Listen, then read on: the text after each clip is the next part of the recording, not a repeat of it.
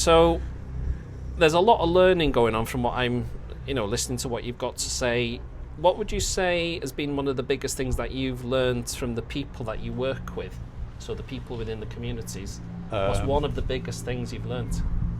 Yeah, so my approach to this, all right, I'm always listening to what people say. I'm always listening to their feedback, because they come into events that are they're unique, all right? They've never been to anything like this before, so what can they compare it to?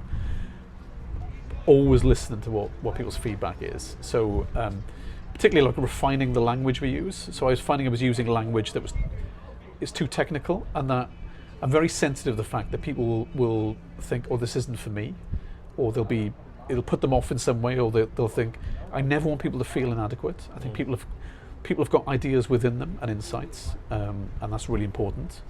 So I remember, one lady coming to an event. She was from a church setting up a food pantry. We used to send an agenda out. We stopped doing agendas completely.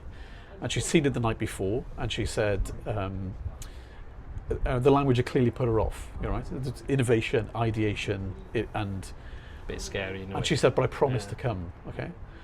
And I felt inside, I thought, we've done you a real disservice here. This is an event is for you. So I tried to reassure her, and I thought, and an hour later I can see her gesticulating, and then when she did her pitch, it was brilliant.